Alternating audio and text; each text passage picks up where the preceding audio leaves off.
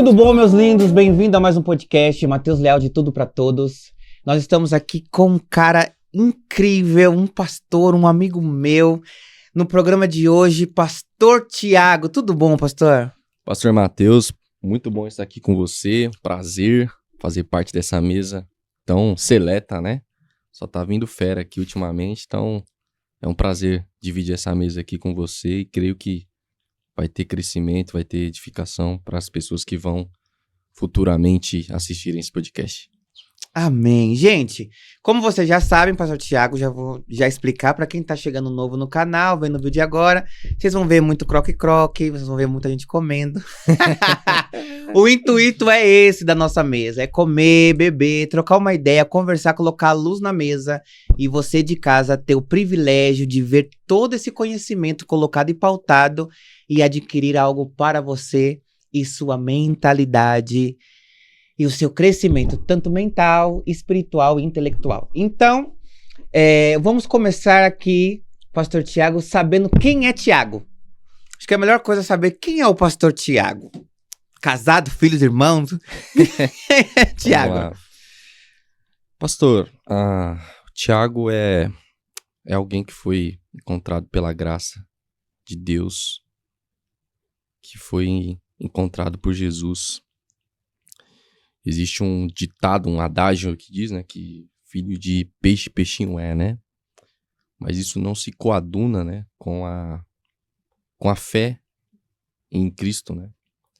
Porque a fé em Cristo, ela não é herdado, né, por hereditariedade, né?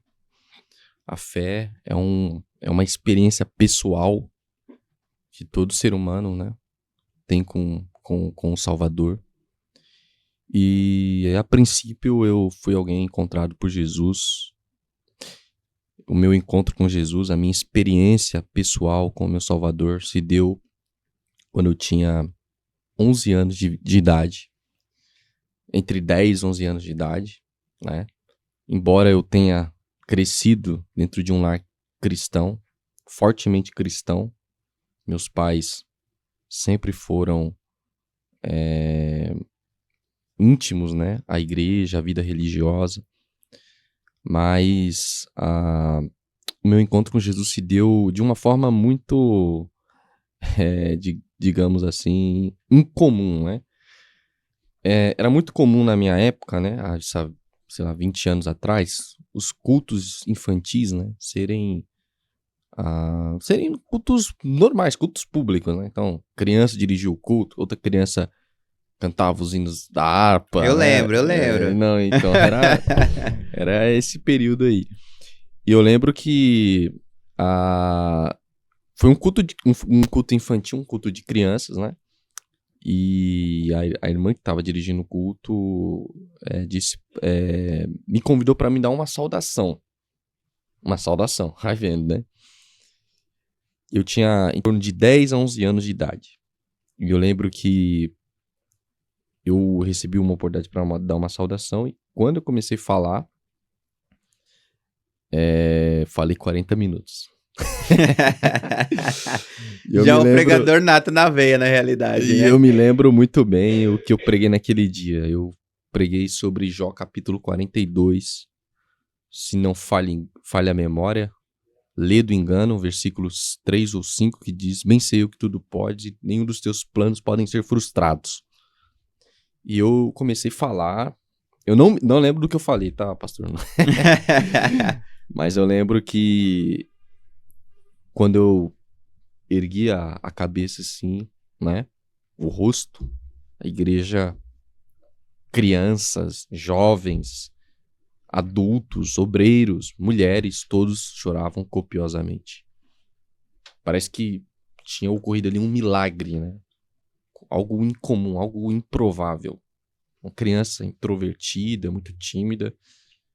E quando me percebi, eu estava pregando para muita gente ali. Só que o meu encontro com Jesus é posterior a isso. O meu encontro com Jesus se deu depois dessa pregação. E foi na minha casa, no meu quarto. E ali eu ouvi pela primeira vez a voz de Deus. E foi uma voz, é uma voz muito doce, né? Uma voz muito gostosa de se ouvir. E ali eu tive um encontro com Jesus. Ali eu reconheci de fato que Jesus era o meu Salvador. Ali eu não apenas experimentei a sua voz, a sua meiga voz, mas também ali eu experimentei o amor de Deus, a graça de Jesus, que tomou todo aquele ambiente onde eu estava, permeou aquele ambiente. Eu não consegui dormir naquela noite. E no outro dia eu acordei e então, desde então, eu tenho caminhado com Jesus até hoje. Essa é a minha trajetória de fé, uma trajetória apaixonada, apaixonante por Jesus. Lógico, uma trajetória de altos e baixos, né? Sim, Né, pastor? como todo ser humano, na realidade, Sim. né? Já tive as minhas crises com Deus, já tive, né, as minhas angústias com Deus. Temos, né, as nossas crises, Temos. as nossas angústias, os nossos questionamentos, também os nossos afastamentos de Deus. Mas em tudo isso eu tenho até hoje experimentado dessa graça. E eu me recordo de uma frase de Santo Agostinho de Hipona, um teólogo africano que viveu entre o 3º e 4º século depois de Cristo, na Argélia, né? E ele tem uma frase muito, muito extraordinária, né? Impactante, profundamente impactante. Ele diz assim, no seu livro Confissões, ele fala assim: tarde te amei, tarde te encontrei. Quem deras que eu tivesse te encontrado antes. Ó Senhor meu, ó felicidade minha. Ele chama Deus, né, de forma poética de sua felicidade.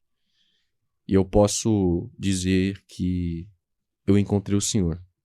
Não tarde, né, como Agostinho encontrou na sua meia-idade.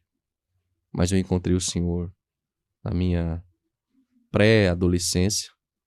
E desde então tem sido uma caminhada apaixonante com Jesus. Tiago, isso é bom, porque eu quero já entrar numa pergunta em que sentido? As pessoas nos veem, e na realidade as pessoas veem alguns seres com títulos, né? Agraciados somos por esse título, mas as pessoas costumam nos olhar com esse título e acreditam que nós fomos perfeitos para conseguir chegar a tal ponto, ou conseguir chegar a tal cargo.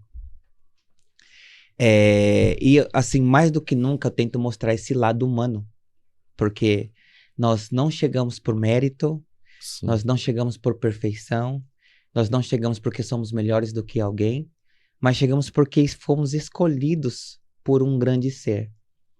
Nessa trajetória da sua vida a chegar ao pastorado, conte-nos um pouquinho as dificuldades que você teve ao longo do percurso.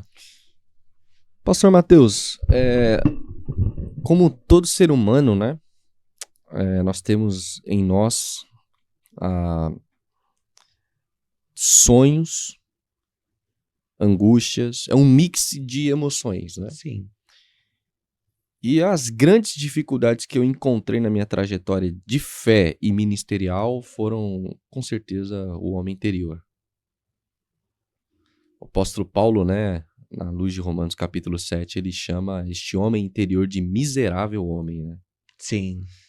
Eu acredito que as grandes dificuldades, barreiras que tive de lidar desde a minha adolescência, né, foram com as minhas paixões, né? As minhas paixões, as minhas sujidades, os sentimentos mais pérfidos que habitam o ser humano. E eu acho que se manter vivo dentro de um processo cultural no qual nós estamos inseridos, de tantas tentações, né? De Sim. tantas paixões, da concupiscência dos olhos, da concupiscência da carne, né? Como diz o apóstolo São João. Eu acho que se manter vivo durante esse processo é algo que eu acredito a Jesus, né? Eu acredito que as grandes dificuldades que eu tive, a princípio, foram o homem interior. Dividir esse protagonismo entre fazer a vontade de Deus e procurar me afastar das minhas vontades, minhas paixões. Foi um dos desafios. Um outro desafio que eu tive, pastor, foi com a minha personalidade, né? Tanto com aquilo que eu chamo de boa personalidade, como a má personalidade que há em todos nós, né? Personalidade não é caráter, né? Sim. São coisas distintas, né? Exatamente. Eu acredito que lidar com a minha timidez foi algo muito complicado, né? Às vezes, um dos desafios de uma pessoa tímida é que ela não consegue se autoafirmar, né? Acredito que foi isso, né? Acho que foi uma grande barreira que eu tive que vencer. Falar em público. Até hoje eu tenho essa dificuldade. Às vezes as pessoas, tanto eu como o senhor, né, que falamos em público, né? Sim. Estamos sempre pregando, né? Às vezes as pessoas acham que é algo que ele faz naturalmente, né? Mas não é bem assim, né? É algo muito complexo, né? Eu vi um pastor certa vez dizer, um grande pastor, um pregador renomado, dizer que a pior coisa que o maior desafio que ele tem é pregar em público. Ele é um grande pregador, mas ele tem esse desafio, porque ele é tímido, né? Uma pessoa tímida, ela quer se isolar, né? Ela quer se ver isolada, né? Estudar, ou enfim. Ela não quer ter o contato normal que o ser humano tem, exatamente. Eu acho que a pergunta subsequente a essa, meu pastor, eu acho que é muito relevante, porque a gente sabe que tem muitos jovens que assistem o podcast, e eu sempre, quando tenho a oportunidade de perguntar, eu pergunto.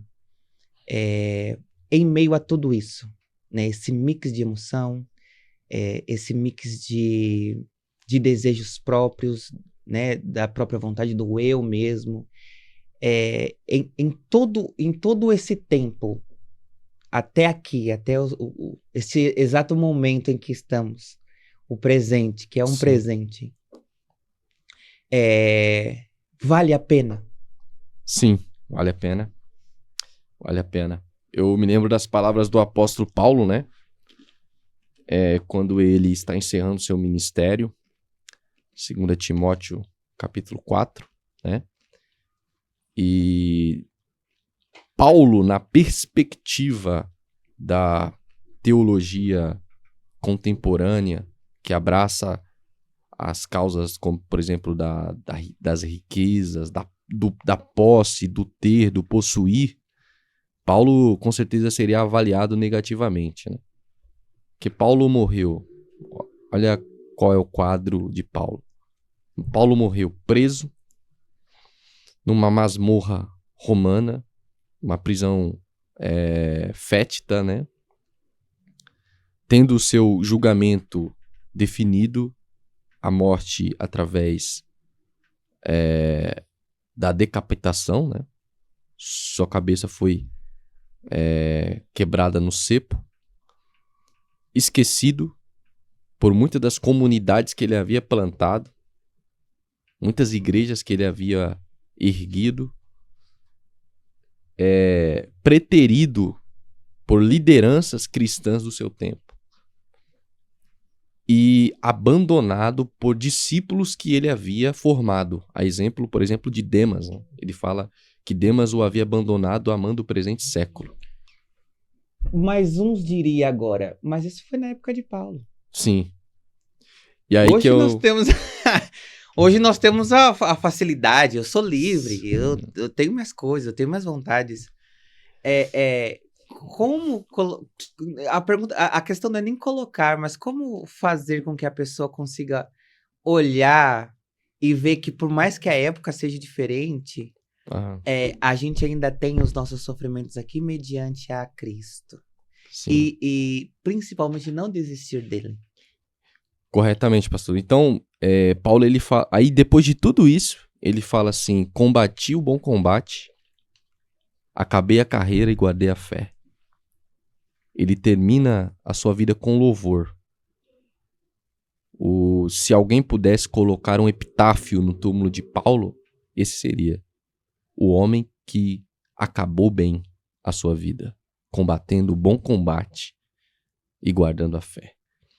O senhor havia me perguntado anteriormente se em algum momento eu tive tive vontade de desistir, né? Sim. Se eu falar que não, eu estaria mentindo, né? Mas desistir nunca foi a minha meta. Lógico que dentro do processo em que estamos inseridos, muitas vezes a gente tem vontade de desistir, parar e tal, mas quando a gente olha para o que nascemos, para o nosso senso de propósito, para aquilo que nascemos e para aquilo que fazemos e realizamos, desistir nunca foi uma opção. E Satanás, eu preguei na minha igreja semana passada que Satanás tem se especializado recentemente fez mestrado, doutorado e está fazendo pós-doc em desmotivar os crentes, na matéria desmotivação. Em desmotivar pastores, em desmotivar membros de igreja, em desmotivar pregadores. Então eu acredito que isso, querido pastor Mateus, é uma angústia, um dilema existencial que eu e você, que estamos no ministério, temos, e aqueles que almejam, desejam o ministério. É aquela questão, poxa vida, mas eu não quero isso. Isso é um fardo, é uma camisa de força, é uma cruz quase que absolutamente quase que difícil de carregar. Mas eu digo para o senhor que o meu chamado, por exemplo, é uma segunda pele. Eu respiro o meu chamado. Eu transpiro o meu chamado. Se existe algo que eu não negocio, pastor, é a minha vocação. Porque eu lembro das palavras de Paulo a Timóteo, talvez eu esteja recordando de Timóteo, porque eu me identifico muito com ele. Sim. Paulo diz assim para Timóteo, Timóteo, não despreze o dom que há em ti. Que ele foi imposto por mãos, né? Por imposição de mãos. Então, aquilo que Deus me emprestou, não deu, né? Emprestou, porque o ministério é emprestado. Somos mordomos, né? Somos mordomos, muito bem. Então, aquilo que Deus me emprestou, eu procuro, não sempre consigo realizar com êxito, mas tento realizar sempre focando a glória de Deus, a glória de Jesus. E sim, não é fácil. Os jovens que desejam, almejam o ministério pastoral ou outros ministérios, né? Sim. Na igreja, ministério de louvor, ministério de oração, ministério de intercessão, ministério de liderança, enfim, os mais distintos ministérios que existem dentro da igreja. Sim, ele vai ter angústias, ele vai ter sofrimento, ele vai ter perseguição. Ele vai ser mal olhado, malfazejo, mal encarado. As pessoas vão preteri-lo, vão, sabe, fazer coisas ruins com ele, vão persegui-lo, vão caluniá-lo, vão prejudicá-lo, vão invejá-lo. Mas isso a gente não pode permitir que se torne o nosso propósito de vida. Porque a nossa vocação ela está acima disso aí. A nossa vocação ela é ultra circunstancial, ela está acima das circunstâncias, ela está acima das adversidades. Pastor Tiago, é que na realidade hoje a gente sabe que existe a dimensão muito diferente do que a gente vê biblicamente para os dias que nós vivemos hoje, na realidade, né? Principalmente mediante a igreja, podemos colocar assim. Um dos grandes problemas que eu vejo hoje é que a gente vê as pessoas que querem algum cargo ou querem alguma coisa na na igreja como carreira, Sim. né? É um tema bem polêmico, na realidade, é um assunto bem polêmico. Mas eu queria que o senhor desse a sua visão. Ministério de igreja é carreira? Na perspectiva corporativa, não. Na perspectiva corporativa, empresarial, não. Ministério não é carreira. Porque o que é carreira do ponto de vista corporativo, empresarial, né, das grandes multinacionais, o que é carreira? São escadas que você vai galgando para atingir o sucesso, né? Então você começa num cargo, sei lá, de assistente, analista, aí você vai crescendo, torna um sênior, um especialista, etc. Sim. Um gerente, um diretor, né? Agora, na perspectiva de Jesus, dos apóstolos, ministério nunca é uma escada para cima. O ministério sempre é uma escada para baixo. Sempre você vai descendo, porque quanto mais você vai galgando posições eclesiásticas, sei lá, diácono, presbítero, evangelista, pastor, bispo e assim vai, você vai descendo. Porque quanto mais lhe é dado, mais coração servil você tem que ter. Então você se torna mais servo. Então, do ponto de vista bíblico, teológico, ministério não é ser visto. Ministério é servir. Ministério não é ter, é ser. Ministério não está atrelado a um sucesso empresarial. Aliás, o ministério cristão ele é completamente desprovido de sucesso. Os grandes homens de Deus e mulheres de Deus também, que foram inseridos no ministério, foram homens, muitos deles, mulheres, para a sociedade, pessoas fracassadas. Eu conheço histórias de pastores que abandonaram o posto de diretor de empresa, de serem gerentes de empresa, para se tornar pastor, para sofrer, não ter o salário do mês como teria dentro de uma empresa. Então, para muitos isso é um fracasso, mas para Deus isso é um sucesso. E qual que é a sua opinião em relação aos pastores que ganham exorbitantemente? Porque assim, Tiago, a gente sabe que o mundo gospel, por mais que eu adore, eu sou apaixonado pelo mundo gospel, o mundo cristão, o mundo... a gente sabe que tem alguns seres humanos, alguns pastores, que assim, chega a doer o olho quando você vê o quanto ele recebe por mês. E a gente não vê a doação dele mediante a isso ao ministério que ele tem como título. Sim. Que na realidade eu acho uma tristeza. Sim, sim. Qual é a sua opinião a respeito disso? Está incorreto? É incorreto eu pensar assim?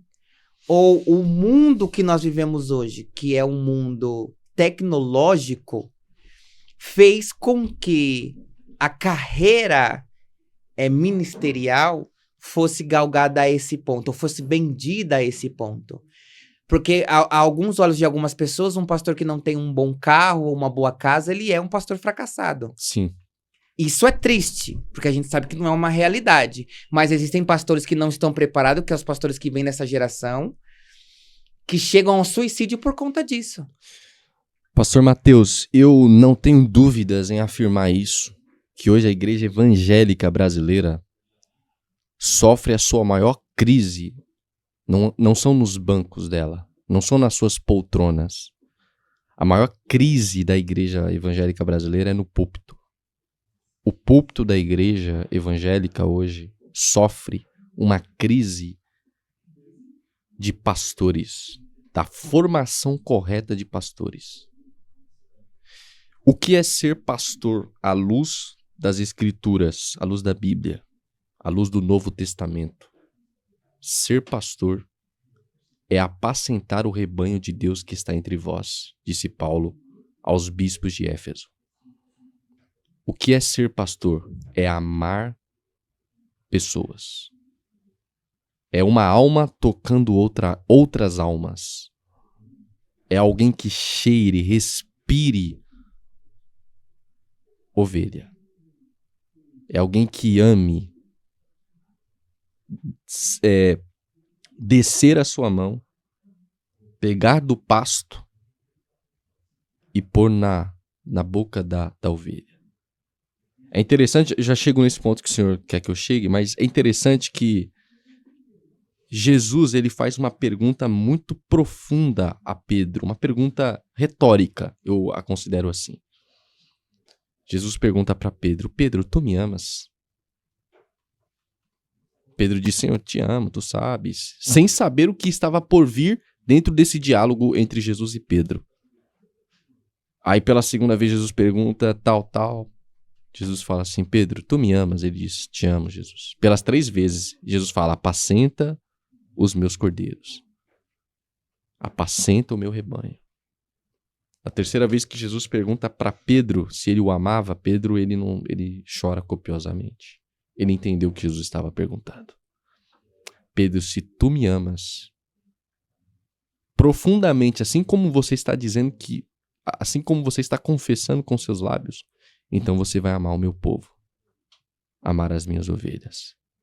Então, o princípio básico do ministério pastoral é: só pode pastorear o rebanho de Deus quem ama Jesus profundamente. Se você ama Jesus profundamente, você está apto para amar outras pessoas. Porque amar a gente não é fácil, amar as pessoas. Pessoas com personalidades, com comportamentos estranhos, com taras, com fobias completamente diferentes, estranhas, pessoas esquisitas. Na realidade, nós vemos muitas pessoas esquisitas hoje, de todos os jeitos, formas e gêneros. Exato. E amar essas pessoas é amar o próprio Senhor Jesus. E só que esse é um ministério pastoral original. Agora, o que tem ocorrido hoje é que os pastores, como o senhor bem propôs, pastor, é que os pastores têm amado mais a carreira do que a sua vocação. E há uma completa distinção entre vocação e carreira. Vocação é aquilo que nasce em você. Existe uma frase hercúrea, né, que diz assim: os 2 dias mais importantes da sua vida são eles: o dia em que você nasceu e o segundo dia foi o dia que você descobriu para o que nasceu. Isso é vocação. Agora, a carreira é quando eu faço da minha vocação um trampolim, uma escada para o sucesso. E eu não respeito quem está à minha frente, eu não respeito a igreja que eu estou inserido. A pessoa acaba tendo essa pecha de ter. O dinheiro se torna mais importante. A lã da ovelha se torna mais importante do que a ovelha. E isso é muito louco, meu pastor, porque o que a gente vê de profetas que utilizam a profecia para levantar uma grana. E assim, as pessoas estão caindo nesse conto de ter que pagar para receber uma profecia. Não sei se você consegue olhar na mesma perspectiva que eu olho, porque se não fosse assim, não teria tantos hoje na internet cobrando por conta de uma profecia. É um dom. Sim. O mau uso do dom, né?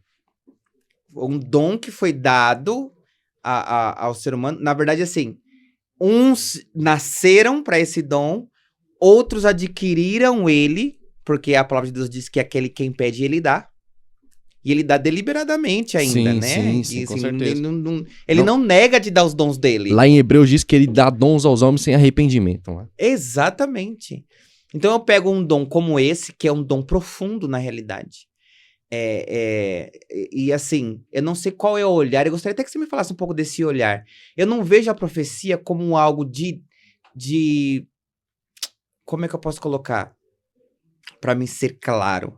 Eu não vejo a profecia como algo que veio da boca do trono direto pro profeta, pro povo. Hoje, eu vejo a profecia como algo em que está relacionado com a vida que Deus tem para ela. Porque é engraçado para aqueles que estão assistindo o nosso podcast, nós estávamos antes da gravação falando um pouquinho sobre a perspectiva de Deus, o amor que Deus tem, a vida que Ele colocou para você e as vidas que você tem direito de escolher. Então eu acredito que a profecia ela tá ali no meio. Então o profeta ele conseguiu ver que se ele for por aquele caminho, então ele te direciona mediante aquilo que foi colocado por Deus. Se você for por aquele caminho, você vai ser próspero. O caminho tá correto, segue em frente. É isso que Deus tem para você. Eu acredito nisso. Que o profeta ele tem a visão. Não tô falando da audição, porque tem um profeta que ouve a voz de Deus e passa pro povo aquilo que está no coração do Pai. E tem aquele que tem a visão do que Deus colocou na vida do ser humano. E ele consegue ver os caminhos que estão em volta dele. É um dom de Deus para a pessoa. E eu acredito que as pessoas que têm esse dom de visão, que conseguem olhar a sua vida e falar assim, esse caminho que Deus tem para você é perfeito, pode seguir. Esse caminho não dá. Eu acredito que esse dom que está sendo usado erroneamente, está sendo usado como mais um vidente da vida para os cristãos, e sendo cobrado por isso, Sim. Na sociedade que nós estamos hoje, como que é essa cobrança? Qual que é a sua opinião em relação a isso? Para onde que vamos? Se a gente for olhar, para onde a gente vai se chegar? Porque tá triste. O dom de Deus sendo vendido. Sendo vendido. Nós temos não só esse, né? Vários, né? O da música. Sim. Temos vários sendo vendidos. Mas para mim, o que mais me impressiona é aquele que tem a visão. O dom da profecia, o senhor fala. Tá. Tem um livro muito bom de Leonard Ravenhill, que foi um grande pastor inglês, né? Se não falha a memória, mas que teve o seu ministério na América. Ele tem um livro que eu acredito que todo pastor e todo jovem cristão deveria ler. Já anotem aí. Porque tarda o pleno avivamento. Porque tarda o pleno avivamento, de Leonard Ravenhill. E nesse livro ele faz uma pergunta profética. Ele diz assim: a pergunta que devemos fazer não é esta. Onde está o Deus de Elias? Mas a pergunta correta a ser feita é: onde estão os Elias de Deus? Numa geração em que muitos profetas têm usado o dom de Deus como produto, têm usado o dom de Deus, especialmente o dom da profecia, como um instrumento de comércio para viabilizar a realização dos seus interesses pessoais, que nós estávamos falando anteriormente, né? Casa, cobertura, carros, né? Avaliados aí com valores exorbitantes, né? Esses caras têm assumido o nosso púlpito, têm assumido o protagonismo das nossas igrejas por culpa da liderança espiritual do nosso tempo. E eu falo isso porque muitos dos pastores têm terceirizado o púlpito. E o púlpito, o senhor que é pastor sabe disso, o púlpito não é um lugar, não se terceiriza. O púlpito foi dado por Deus para o pastor da igreja, para ensinar, aconselhar e pregar. E toda invencionice, todo modismo que venha tentando ofuscar aquilo para o qual o pastor foi chamado para fazer, que é para pregar. Porque pastor não foi chamado, pastor Mateus, para outra coisa senão esta: pregar a palavra de Deus. E diz Paulo a Timóteo, em tempo e fora de tempo. E quando eu abro exceções no meu ministério para profeta daqui, profeta dali, eu não estou apenas maculando o púlpito da igreja para o qual eu fui chamado para pregar, como também eu estou comprometendo a vida, a saúde espiritual do meu rebanho. Meu pastor, aproveitando nesse assunto, eu estava assistindo um podcast uns tempos atrás, onde uma mãe de santo dizia que tinha vários cristãos, e principalmente pastores, que a procuravam. A gente está vendo pessoas hoje em dia amantes de si mesmo. Sim. Ela não quer saber se ele vai na macumba, igreja cristã, católica, apostólica. Ele quer saber de resultado. A realidade é essa. E resultado em benefício próprio. O que pode acontecer quando uma pessoa sai da igreja para ir a um centro em busca de resposta? Ela está trocando o sagrado, né? E talvez isso possa gerar polêmica, mas ela está trocando o sagrado e está buscando, né? Coisas que vão afetar até mesmo a sua vida espiritual, né? Eu conheço pessoas assim, que não conseguiram na igreja terem as suas bênçãos recebidas, ou porque lhes prometeram aquilo que a Bíblia nunca prometeu, e com isso foi gerado um sentimento de fracasso, que elas começaram a recorrer a outros segmentos. E isso me lembra muito de Saul, o primeiro rei de Israel. A Bíblia diz que Saul ele caiu num estado de degradação espiritual, moral, tão profunda, que ele recorreu a uma pinotisa, quando ele deveria ter recorrido a Deus. Sim. Então, é muito triste isso. Nós respeitamos todas as religiões. Sim. Né? Nós respeitamos e devemos respeitar. Mas eu fico muito triste, é lamentável dizer que muitos destes cristãos que, enfim, têm saído do segmento religioso, do segmento cristão, eu digo, em busca disso, muitos deles não foram firmados na palavra da verdade. E com isso, têm recorrido a isso. É muito triste dizer, pastor. Muito triste mesmo. A gente vê, meu pastor, na realidade, se a gente for parar para pensar, deveria assustá-los. Sim. Deveria nos assustar.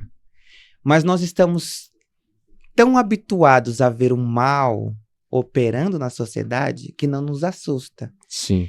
Ela nos abre mais os olhos para ensinar as pessoas a um caminho que leve ao Criador. Sim. Nós temos uma frase, e eu gostaria muito que o senhor falasse sobre essa frase. Perfeito. Nós temos uma frase que diz assim: todos os caminhos... Eu ia falar ela. Tava lembrando dela aqui agora. Nós temos uma frase que diz: todos os caminhos levam a Deus. Sim. O senhor concorda com essa frase? Eu discordo veementemente, categoricamente, porque à luz da Bíblia, o único caminho que leva o homem à salvação, ao encontro com seu Criador, é através de Jesus. Ele mesmo disse de si mesmo: eu sou o caminho, a verdade e a vida. Ninguém vai ao Pai se não se submeter a este caminho, ele mesmo, que é Jesus. Eu acredito que você possa conhecer a Deus, enxergar a Deus, percebê-lo através de várias formas. Isso é algo inegável, né? Há testemunhos de pessoas que conheceram a Deus de várias formas. Dormindo, tiveram sonhos com Deus. Assistindo um filme no cinema. Enfim, há vários testemunhos, há vários depoimentos, né, a respeito disso. Mas o caminho para o Criador é Jesus Cristo. Ele é o único caminho. Ele é o único caminho. Ele está acima de qualquer outro veículo, qualquer outro instrumento que viabilize a sua felicidade, a sua salvação. Porque ele é o único caminho. Porque ele foi o único homem na história humana. Ele é o único a entregar-se a sua vida. De forma que o seu sacrifício se deu definitivamente por todas as pessoas. Muita gente, sim, sei lá, morreu por uma comunidade, morreu por aquilo. Agora Jesus não. Ele não morreu por uma comunidade. Isso é interessante. Ele morreu pelo mundo, né? Pela humanidade. O seu sacrifício ele tem desdobramentos que vão além da comunidade de Israel, da qual ele fazia parte. O seu sacrifício ele é para todo aquele que nele crê. Ele perpassa, ele transpassa os muros da religião. E ele encontra todos aqueles que querem tê-lo como seu Senhor e Salvador. Meu pastor, outra pergunta. É polêmica também, mas eu gostaria que você respondesse. Você acha que só serão salvos aquele que aceitar Jesus? Pastor Mateus, esse é um debate teológico com teor acadêmico que é muito difícil ser respondido, né? Em razão de que há muitas nuances, né? Muitas entradas entre os teólogos a despeito disso. Eu acredito, pastor, que a salvação ela só pode ser operada por Jesus Cristo. Aí você me faz uma outra pergunta. E aqueles que morreram antes de Cristo vir ao mundo, né? Que não tiveram contato com Cristo. Como eles foram salvos? Eles foram salvos a partir da luz que eles tinham naquele momento, né? Por exemplo, o povo judeu, que, sei lá, Abraão, Isaac, Jacó, Moisés, etc., que não viram Isaías, que não viram Messias, não o viram, literalmente. Alguns até vislumbraram, alguns até falaram dele, mas não o viram. Como eles foram salvos? Como se opera a salvação dentro desses ambientes históricos? Eu acredito profundamente que a salvação se dá através da luz do conhecimento de Deus que eles tinham naquele momento. É aquilo que nós chamamos teologicamente de teologia progressiva, ou seja, é o conhecimento de Deus que vai crescendo, se avolumando, se agigantando com o decorrer do tempo. E Jesus Cristo é a luz, é a clareza final, definitiva, como diz lá na carta aos Colossenses, que nele habita plenamente, né, toda a plenitude da divindade. Jesus ele é a luz definitiva, né? Ele é a clareza, ele é a completude, né, de todo esse processo do conhecimento de Deus. Então, ele é a salvação. Agora, aquelas pessoas que não sequer ouviram falar do nome de Jesus, que... A gente sabe que existem tribos ainda que tribos, não né? chegaram. Exato. Um assunto muito difícil, mas eu, particularmente, com os meus óculos, com os óculos que eu percebo nas Escrituras, eu percebo que Deus vai ter um tratamento diferente a essas pessoas. Por exemplo, Deus não vai puni-las de forma como ele puniria aqueles que pecam na luz. Ok. Né? Aqueles que transgridem na luz. Sabe por que eu falo isso, pastor Mateus? Porque lá em Romanos capítulo 1, diz assim, depois do versículo 21, diz que tudo aquilo que existe no mundo, existe o dedo de Deus. A percepção do mal e do bem existe, é inerente à natureza humana. Deus criou o ser humano com a sua consciência. A consciência do homem, da mulher, enfim. Então, a partir disso, eu não acredito que essas pessoas possam ter a salvação, né, falando em miúdos, mas eu acredito que a punição a elas será com menos rigor. Falando em punição, pastor, eu já tô meio polêmico hoje. Eu tô percebendo, né, rapaz? Meu Deus do céu. Hoje eu tô só um pouco polêmico. Eu gosto dessa coisa polêmica, mas na verdade não é polêmico. Eu quero que você entenda. Nós vivemos tanto tempo sendo dado migalhas.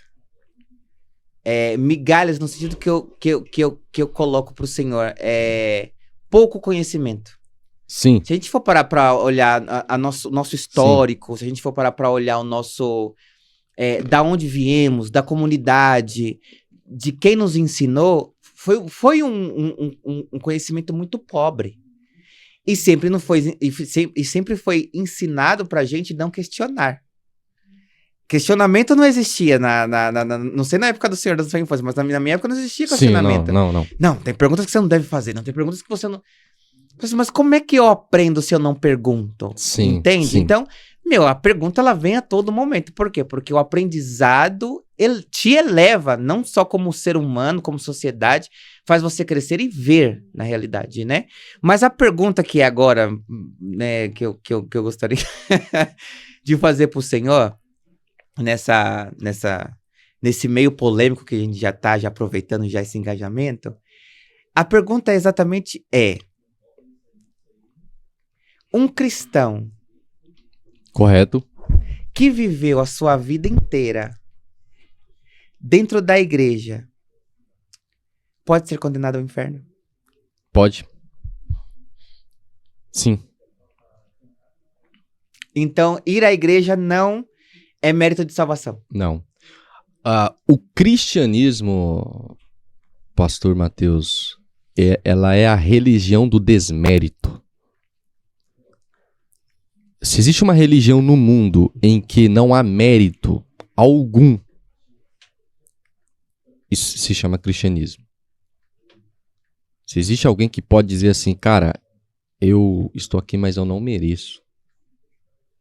Se existe uma religião que coloca todos os homens numa mesma esteira, numa mesma vala comum, no mesmo nível, é o cristianismo. Porque na perspectiva do cristianismo, todos os homens e mulheres nasceram pecadores. O problema do pecado é um problema global, global, geral. Romanos capítulo 3, versículo 23. Porque todos pecaram e destituídos estão da glória de Deus. E o único instrumento para resolver o problema do pecado é a morte penal substitutiva de Cristo na cruz, né? E por isso que, uma vez que um cristão, que mesmo que tenha reconhecido esse sacrifício, mas os seus frutos, a obra da salvação, não se vê a obra da salvação gerada, frutificada nele, ele não é um cristão.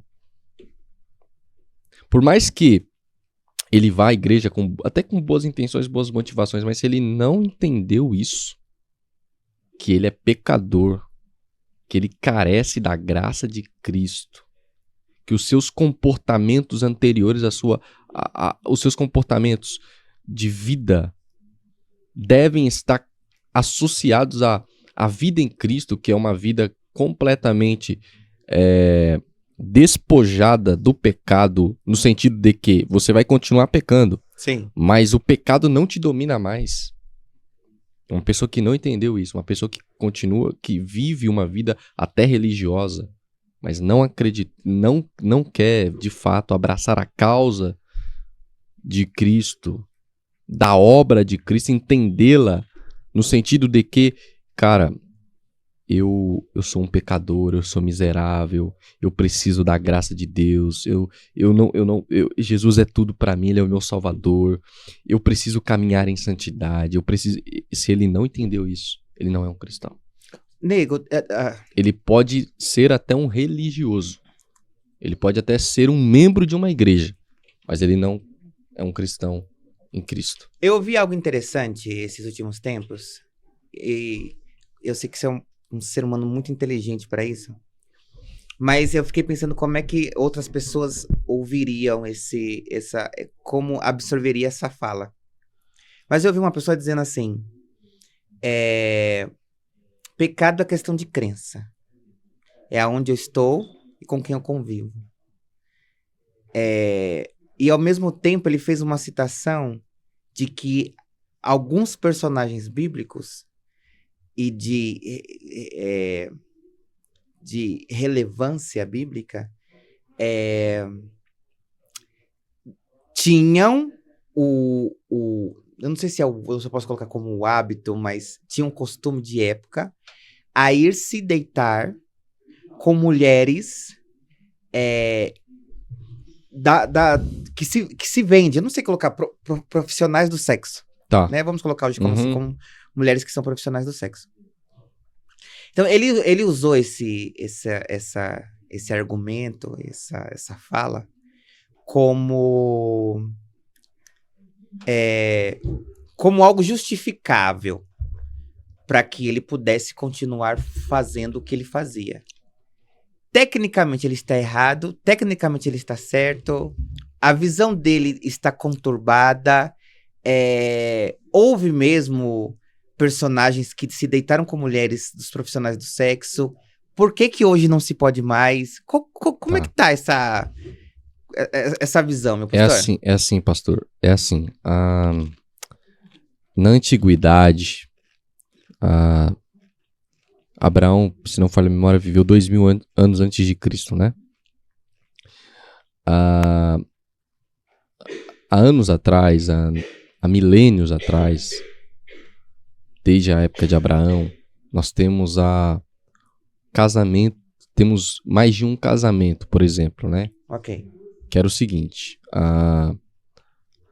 a primeira esposa não conseguia conceber, e aí o marido, ele se via obrigado, ou no direito, né, de contrair mais um matrimônio, com o seguinte objetivo, de que a sua semente fosse perpetuada, desse seguimento, né? Então, muito desses casos, por exemplo, que nós temos na Bíblia, por exemplo, Eucana, que a Bíblia fala que ele tinha 2 esposas, Sim. Ana e Penina, né? Nesse caso, era uma questão de força de lei que permitia ao marido, né, ele se relacionar com mais de uma mulher para que a sua semente fosse perpetuada desde que a sua primeira esposa não tivesse condições de ter filhos. Agora, também nós temos os casos de concubinas na Bíblia, que é uma outra coisa. O que são as concubinas? Concubinas eram mulheres, especialmente dos reis, eram os reis que tinham concubinas, mas essas concubinas elas não tinham obrigações na vida conjugal com seu marido, né?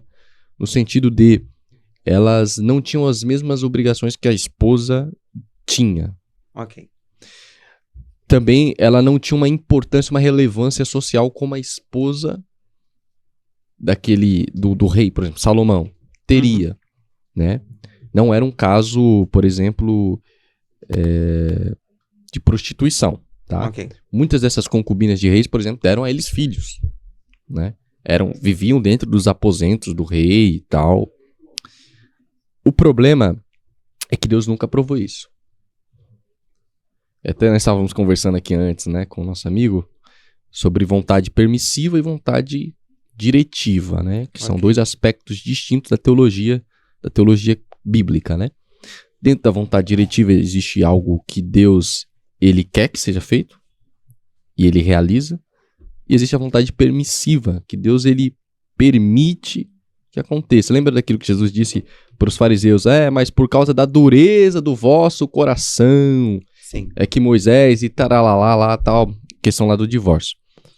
Então, Deus permitiu que esses caras tivessem mulheres, mas nunca com a sua aprovação. O casamento, à luz das escrituras, ele é monogâmico, né? E ele é com uma mulher. Gênesis capítulo 2, deixará o homem, seu pai e sua mãe, e unir-se a sua esposa, e serão uma só carne. Imagine um camarada tendo outras esposas, são várias carnes aí, né? Imagine a bagunça que é. Exatamente, meu pastor. Então, o caso de prostituição, literalmente, aí não é nem reprovação, é abominação aos olhos de Deus. Deus abomina casos de prostituição. Então, se você pegar personagens da Bíblia que se prostituíam, para Deus é abominável. É abominável. Caso de Sansão, por exemplo, né? Para Deus é abominável. Deus ele não apenas reprova, como ele abomina. Ele abomina. Então, vamos lá. Vamos deixar mais profundo isso. Deus abomina a prostituição, perfeito? Sim. Existe a prostituição que é paga. E existe a prostituição gratuita. Sim. Que é aquele que se deita com vários homens e mulheres. Sim. A qual ponto... Eu acho que a pergunta é essa. Em que ponto o jovem que gosta de pegar todo mundo, que gosta de... Em que ponto ele deve se preocupar com isso? Fala assim, mano, eu tô sendo um prostituto grátis. Que ponto que ele deve se preocupar com isso? Hoje eu tenho uma alma pastoral, né? Eu já liderei jovens, cuidei de muitos jovens e cuido ainda, né? Uhum. De muitos jovens. Então a minha alma hoje ela é mais pastoral. Eu hoje, por exemplo, quando toco em assuntos como este, eu tenho um certo senso de sensibilidade ao penetrar esse território, que é o território da vida humana. Ok. Então, por exemplo, pessoas que se prostituem, por exemplo, que têm tendências à prostituição, talvez são frutos de um lar mal resolvido, de casamentos mal resolvidos, de relacionamentos mal resolvidos, e que vê aquilo como uma tentação. É uma tentação, ele é tentado a viver essa vida. O que é, à luz das Escrituras, completamente reprovável aos olhos de Deus. A Bíblia fala lá em 1 João, não lembro agora o texto, o capítulo e versículo, mas que aquele que diz que ama a Deus e vive no pecado não pode ser filho de Deus. Então, qual é, pastor Mateus, qual seria a solução para este problema que parece ser insolúvel, que é o problema da prostituição, não no aspecto do prazer, do fazer isso em querendo fazer, sabe, como o senhor falou, né, a prostituição paga, né, mas a prostituição no sentido de aquele cara, aquele jovem ou aquela jovem não consegue se ver livre daquilo. Qual é a solução para isso? É tratar a alma dessa pessoa. É tratar o caráter dela que talvez não foi formado dentro de casa. E aí que entra o ministério pastoral. Aí que existe o reverendo Richard Baxter, que viveu no século XVII, entre o século XVII e XVIII. Ele foi um puritano, né, inglês.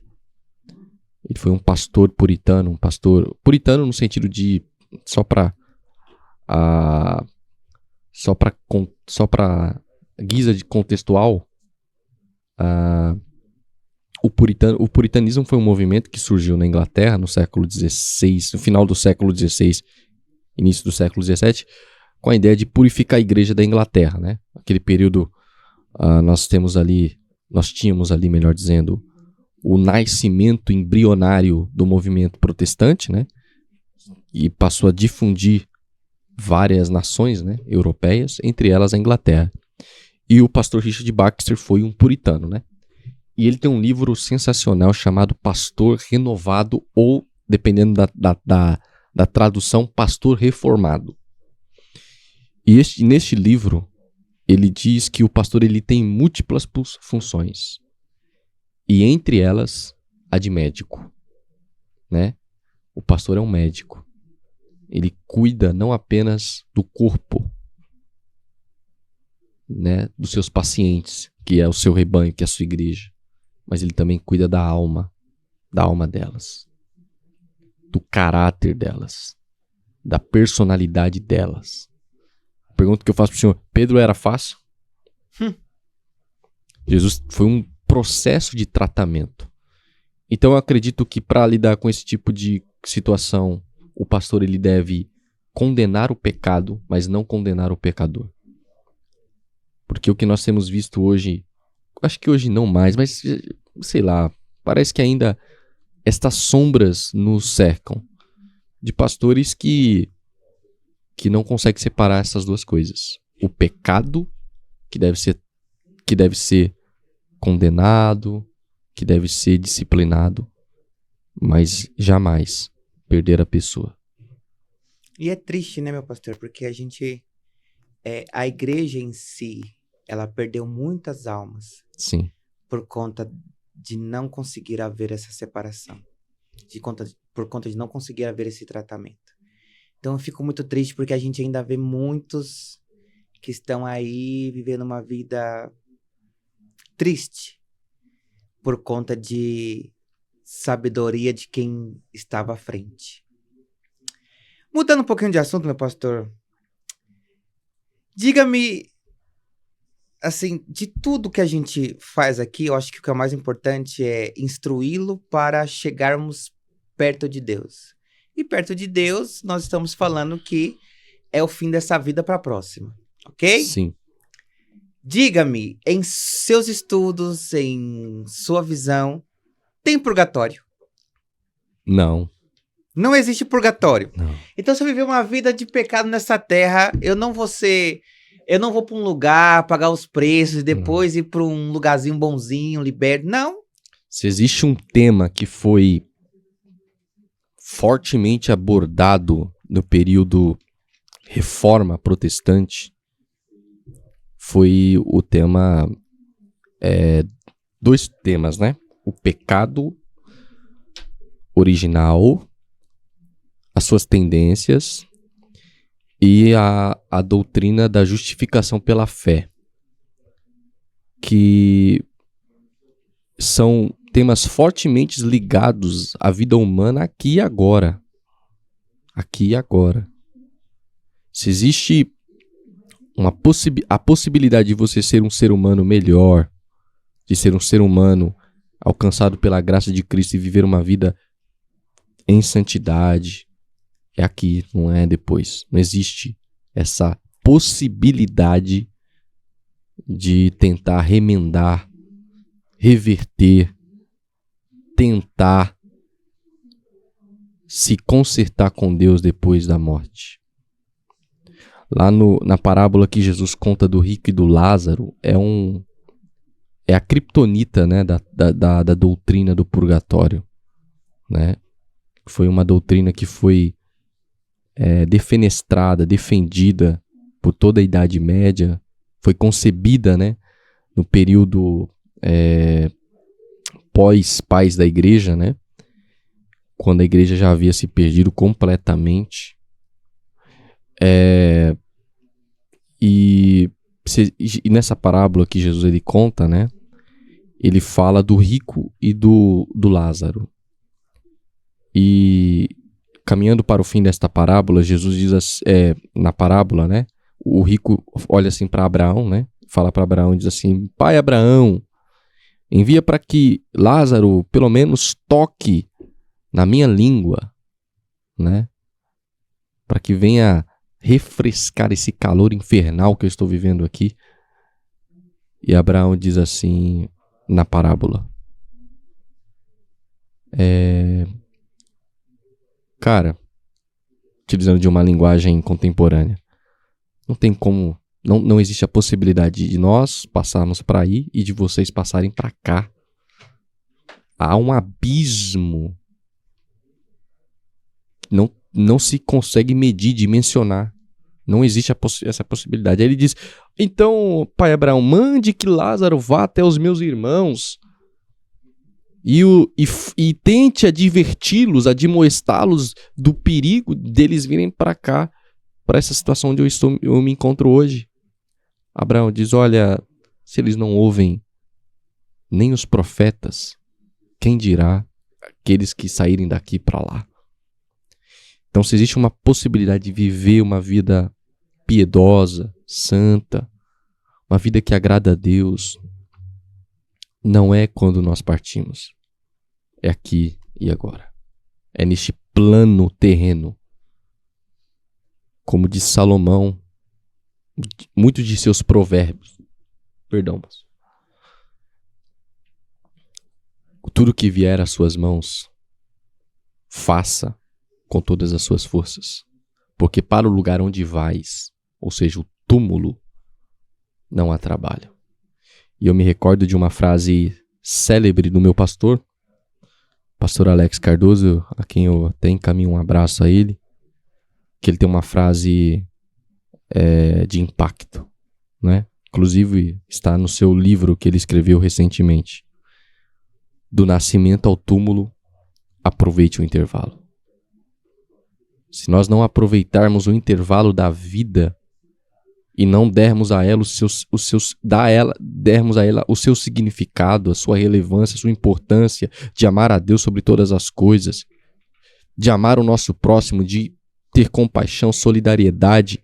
Se você faz parte de uma religião B ou de uma religião A, nós não vamos entrar em atritos, vamos nos respeitar. Quem convence o homem do pecado, da justiça e do juízo é o Espírito Santo. É o respeito, é a mutualidade que está se perdendo dentro nessa geração. É aquilo que o grande filósofo e sociólogo Zygmunt Bauer, ele chama no seu livro de relacionamentos líquidos, né? As pessoas estão cada vez mais frias, gélidas nos seus relacionamentos. As pessoas estão nós citávamos aqui em off naquele caso de uma pessoa que valeu aquele montante daquele valor. Sim. As pessoas estão assim, as pessoas estão se trocando, se desvencilhando. Não há mais vínculos afetivos profundos.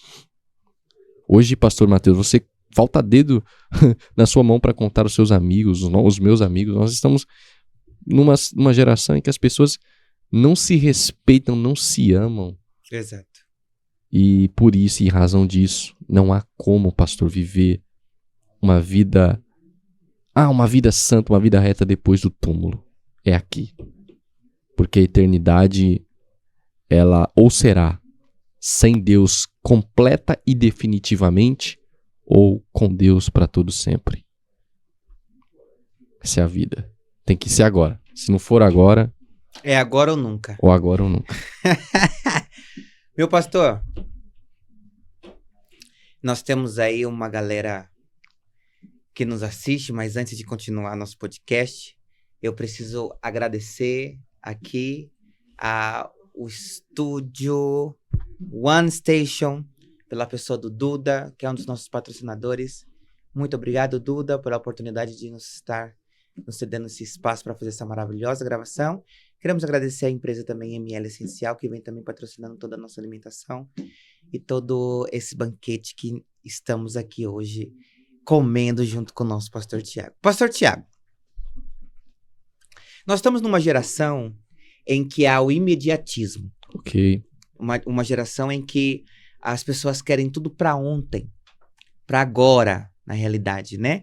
Eu quero ficar rico agora, eu quero fazer agora, eu quero... Enfim. Estamos nós aqui já com uma certa idade. Não vamos falar a idade, porque... Eu tô chegando nos 30 já. Meu Deus do céu. Meu Deus, eu fiquei nos 30 e não saí mais dele. Então eu tô com 30, eu vou ficar com os 30 forever. Mas a gente vai chegando numa certa idade e a gente vai vendo que nada é fácil. Sim. Para alguns acontecem fácil. Para alguns a prosperidade vem fácil. E principalmente para aquele que é cristão, né? Para alguns existe um dom, tem gente que tem um talento para multiplicar dinheiro, fazer dinheiro, ser próspero, né? Todos estão à busca disso. Acho que se a gente olhar friamente a humanidade, você tem aí em sua maioria, não vamos colocar todos na mesma panela, né? Mas em sua maioria todos estão buscando prosperidade, todos estão buscando riqueza, todos estão buscando estar bem. Sim. Não é ruim. Com certeza. Okay? Sim. Mas nós sabemos que esse desespero e essa ânsia pela busca dessa prosperidade faz com que as pessoas entrem em depressão, faz com que as pessoas questionem de forma negativamente o Deus que serve, faz com que as pessoas questionem negativamente o lugar que ela está servindo, faz com que as pessoas... Enfim, esse atrito, que é um atrito, okay, né? Sim. Nós sabemos que nós temos que buscar a nossa coroa celestial, nossa riqueza nos céus. Ajunteis tesouros nos céus, onde não corrói, não traça. Não. Sim. E mesmo assim, a gente ainda tem aqui a saga de buscar as riquezas da terra, porque nós vivemos aqui, nós queremos, lógico, estar bem. Não é porque quem não quer ter uma boa roupa, um bom carro, uma boa casa. Sim. Não é errado, nós não estamos falando que isso é errado. Nós estamos falando que a ânsia por isso, né, trocar o princípio de um pelo outro, Sim. faz com que gerem esses tipos de transtornos e doenças. Mas friamente, o que nós podemos dizer para uma pessoa que está aí nessa busca desenfreada por essa prosperidade, por essa riqueza, por esse dinheiro, e automaticamente você vê que não vai, não flui, não acontece, e nem ela consegue explicar. Eu atrelo essa crise existencial que nós estamos vivendo, né, a nossa geração no qual eu estou inserido, a crise do ter e do ser. Hoje as pessoas são rotuladas, definidas, não por aquilo que elas são, conjunto de virtudes, de qualidades que vão se transformar no caráter dela, mas as pessoas hoje são definidas por aquilo que elas têm, possuem. A posse, o ter, o possuir. Hoje, por exemplo, essa crise existencial é nas redes sociais. Se existe um instrumento que tem levado jovens da nossa geração a serem ansiosos, a contraírem esta patologia, esse transtorno emocional, e com isso afetando toda a sua vida, porque a ansiedade ela traz impactos não apenas no campo das emoções, mas também no corpo, na saúde, Exato. né? Nos órgãos vitais, né? E se existe esse instrumento que viabiliza essa máquina de trituração, é as redes sociais. Porque nas redes sociais as pessoas, elas se fazem de felizes, mas ali é uma felicidade fake, né? Postando suas postagens, os locais onde elas estão, uma ou outra. Ou aquele que tá vendo, aquele amigo dele, nossa, meu amigo tá lá em Miami, aquele meu amigo tá lá, sei lá, nas dunas, né? Lá do Rio Grande do Norte e tal, e eu aqui, cara, não consigo, sabe, trabalho dia e noite, não consigo fazer uma poupança, né? Não consegui ainda comprar minha casa, fulano, meu amigo ali já tá, sabe, já tem casa de aluguéis, sabe, e sabe, esses questionamentos, Sim. isso vai gerando uma espécie de imediatismo. E as pessoas, elas, quando percebem que não conseguem isso, elas se tornam frustradas, tristonhas, pessoas ficam tristonhas, passam a desanimar da vida, sabe, dos processos da vida. E sobretudo, pastor, no domingo passado eu preguei isso, a ansiedade, ela te faz ter incerteza da certeza e certeza da incerteza. Meu Deus. Na prática, como isso funciona? Satanás, ele faz você, a ansiedade melhor, faz você duvidar da verdade de Deus e acreditar na mentira do diabo. A ansiedade é o despojamento da fé e o revestimento da dúvida.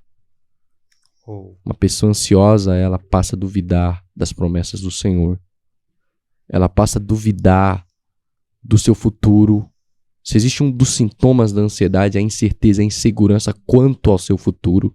E é por isso que Jesus, prevendo esta angústia do nosso tempo, ele disse em Mateus capítulo 6, não andeis cuidadosos por aquilo que vocês vão de comer ou vestir.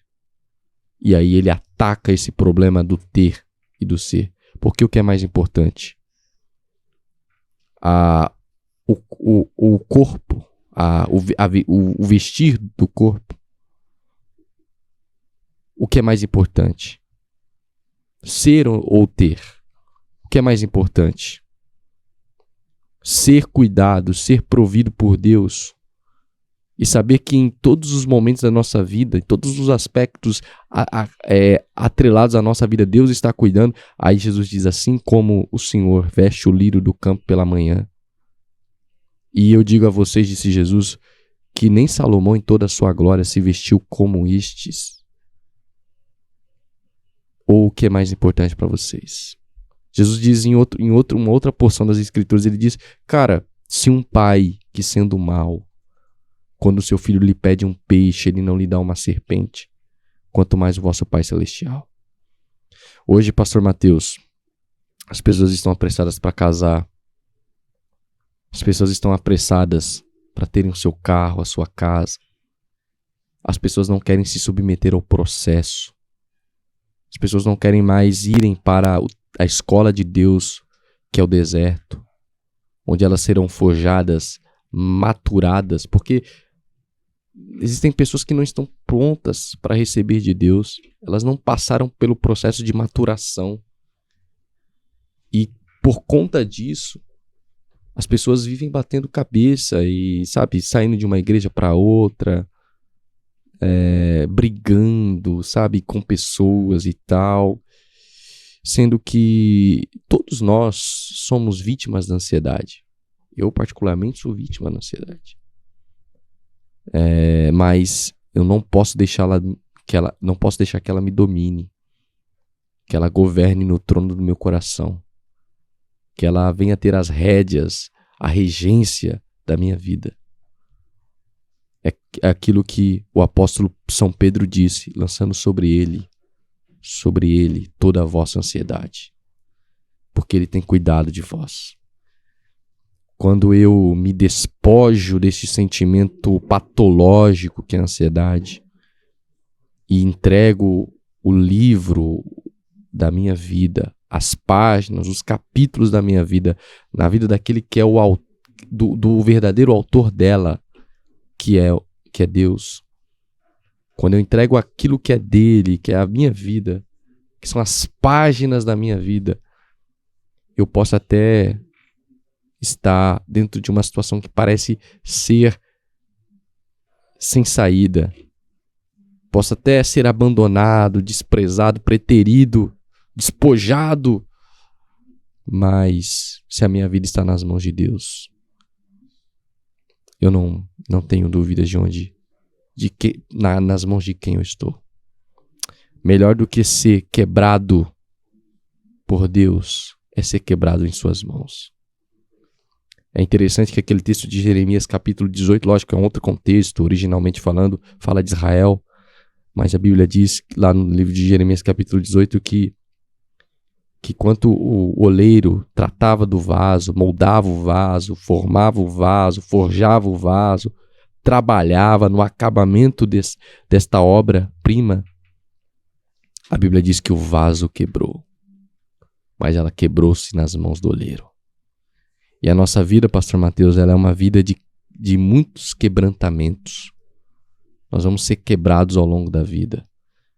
Mas se nós estivermos sendo quebrados na mão do oleiro que detém a vida, que é o detentor dela, nós sabemos que o mesmo oleiro que tem o poder de quebrar é aquele que também tem o poder de restaurar. Então é isso que me conforta e que venha nos confortar e aqueles que nos ouvem, né? Não vivo uma vida ansiosa, não vale a pena. Hoje o Brasil é o líder no ranking, né? Exato. De pessoas ansiosas no mundo. Exato. É um problema e é totalmente existencial. Contra aquilo que já está escrito, né? A fé é o firme fundamento Sim. das coisas que não se veem, que é o que nós estamos sofrendo, né? Que é a ânsia de buscar. Sim. Então, a fé é o que nos permite lutar contra a ansiedade. Sim. Fica aqui para vocês exercitar a sua fé. Não fique ansioso, mas saiba que Deus está trabalhando ao seu favor. Amém. E tem uma palavra que eu amo muito que diz: tudo coopera para o bem. Para o bem daqueles que amam a Deus. E ponto.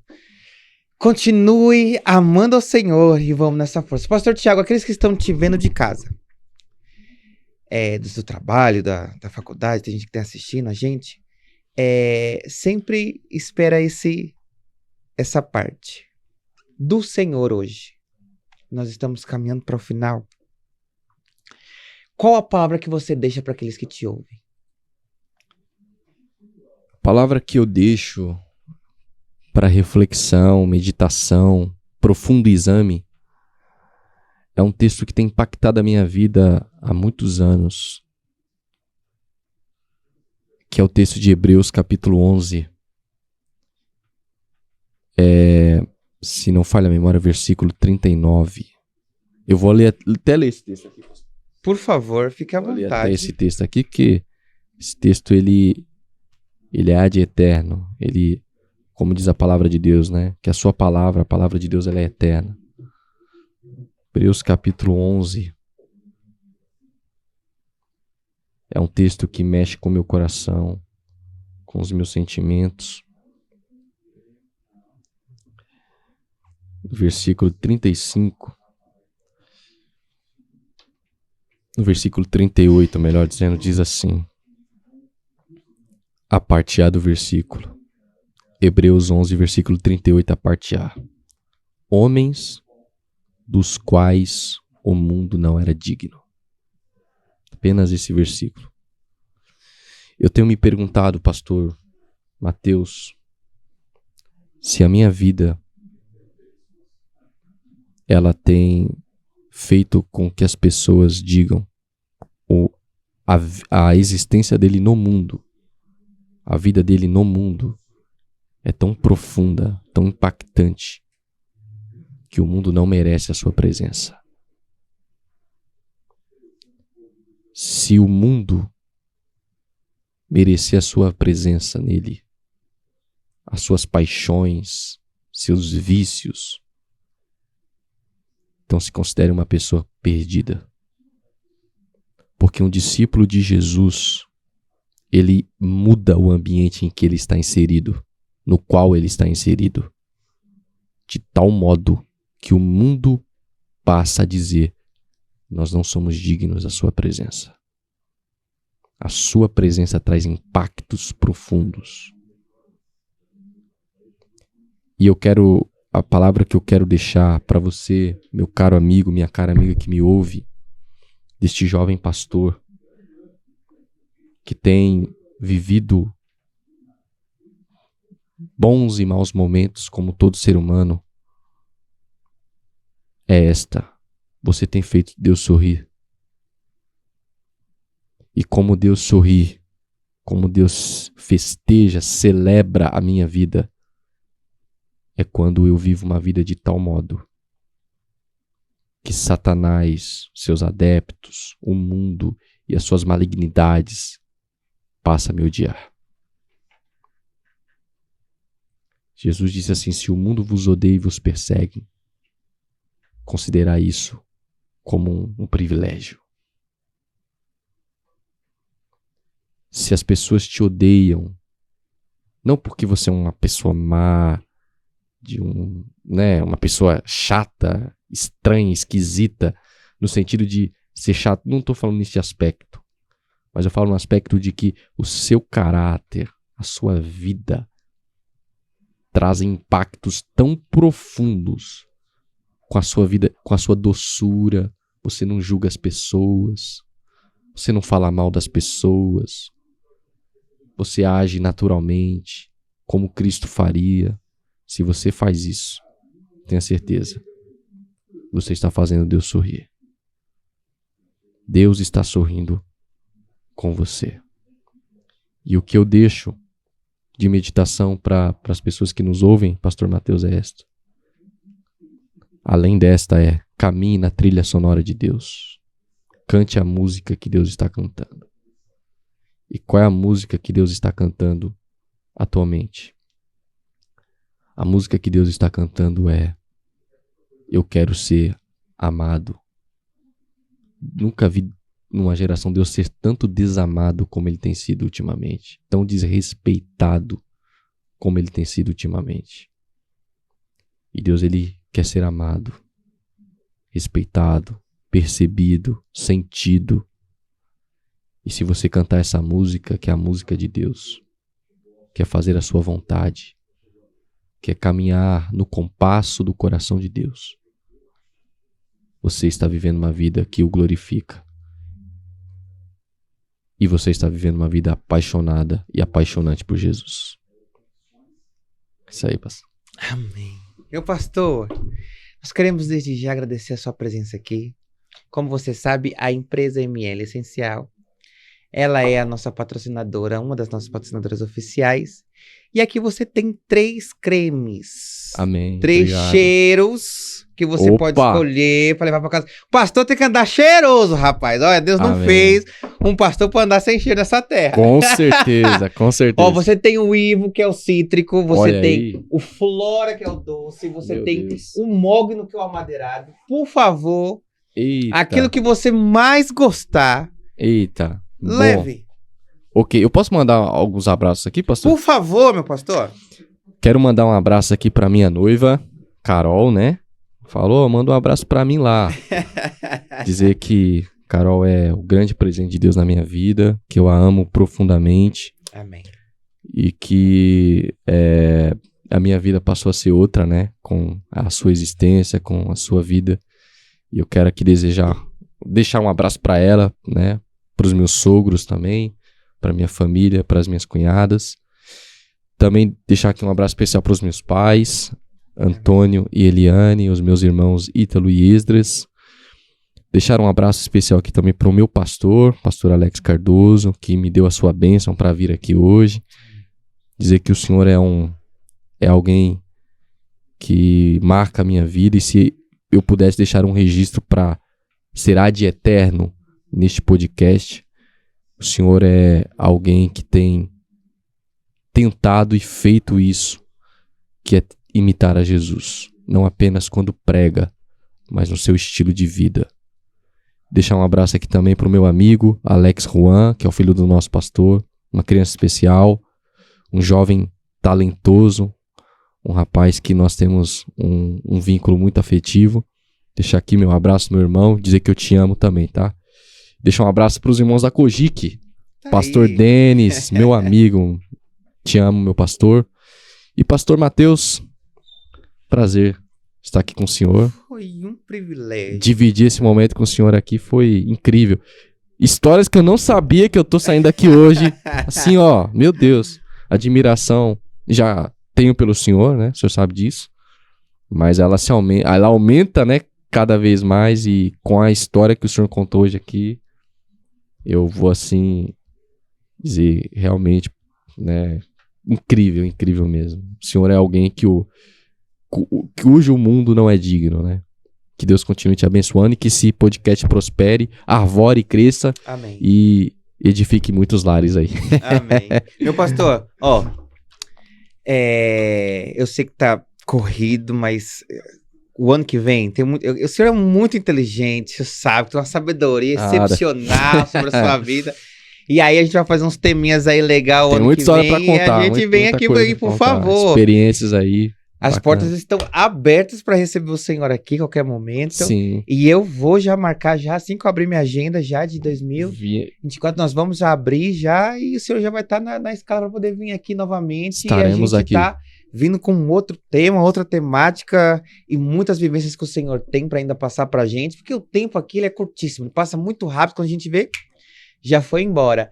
Mas podemos refazer. Pastorzão, bênção Então, de Deus, cara. Se o senhor tiver aí de portas abertas, por favor, venha mais uma vez Ok. no nosso Amém. canal. Vai ser um prazer, pastor. Falar um pouquinho mais de Deus, que vai ser incrível. Vai ser um privilégio. Gente, muito obrigado por vocês, muito obrigado pela sua audiência, muito obrigado por vocês acompanharem a gente mais uma vez. Hoje na casa, meu coração tá muito mais que feliz por receber o pastor Thiago, que foi incrível o podcast de hoje. Não perca, o próximo podcast vai estar sensacional e nós vamos estar falando o quê? De tudo para todos sobre saúde. Não perca. Um forte abraço, Deus abençoe e até a próxima.